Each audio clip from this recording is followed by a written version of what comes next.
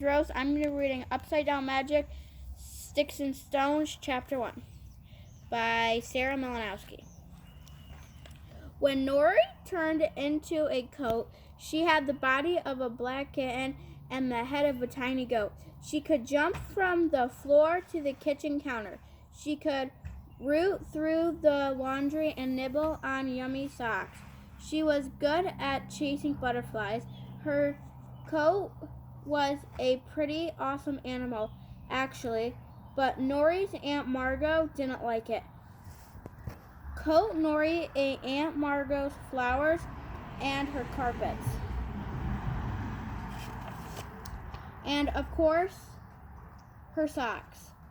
Yesterday morning, Coat Nori ate all of the Fruity Doodle breakfast cereal, plus the box it came in, plus the tablecloths, 2 leaves, a bread, and a part of Aunt Margot's couch. Nori was a flexer.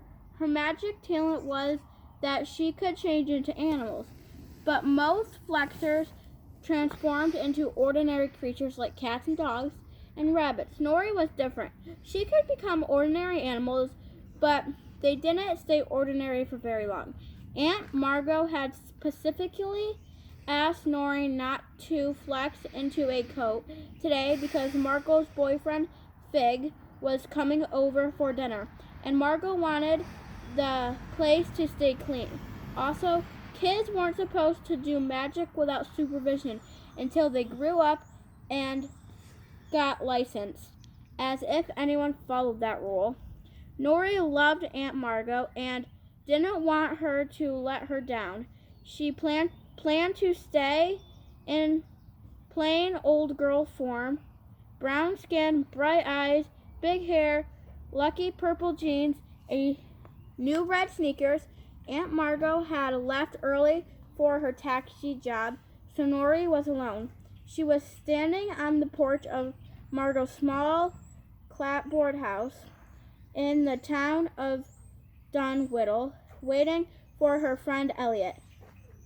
She figured this way, even if she'd flex into a coat by accident, the house would stay clean. Nori and Elliot usually walked to school together, but today turned out to be different. Today, Elliot was late. Nori noticed a butterfly flapping overhead and wondered if she could change into a coat really quickly and then change back. It felt so good to chase a butterfly as a coat.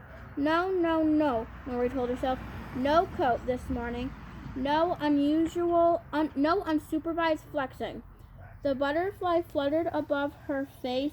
No, coat. Don't flex.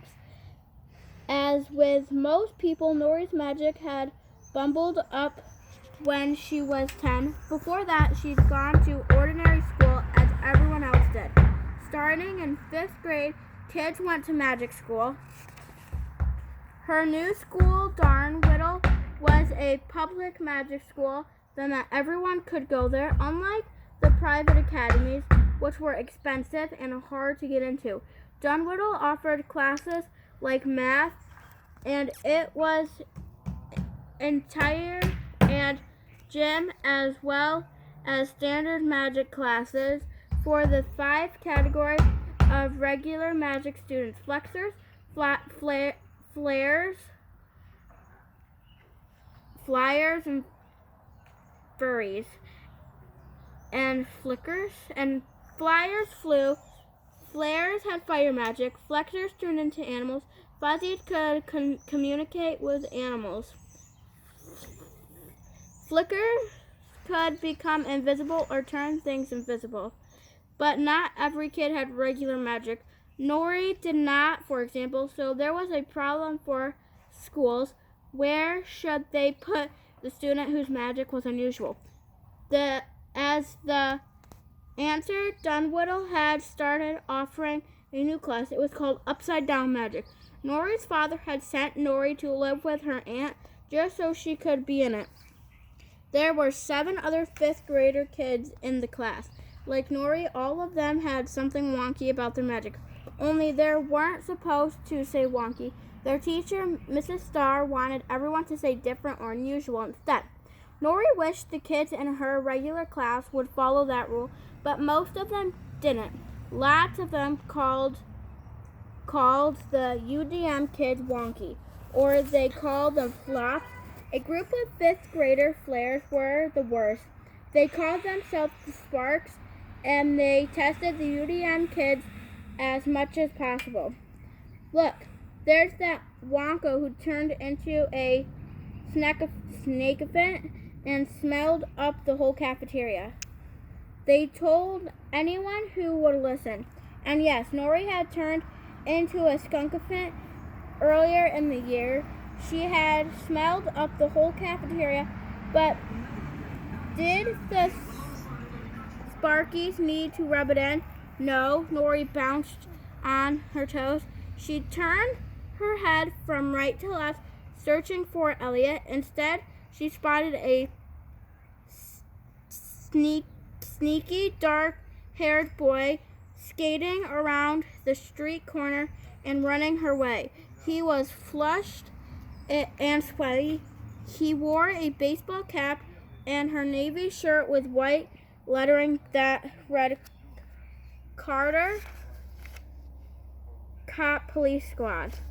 It was Bax Cooper, another UDM kid. You're going to be late, Bax called as he dashed by. Yikes, he was right. Hey, wait, Nori called, sprinting after him. Bax looked over his shoulder but kept going. Then, woo! His feet flew up, his hand wrapped forward, his arms wimpled, and he went down hard. Bam! Nori cringed and slapped her hand over her eyes.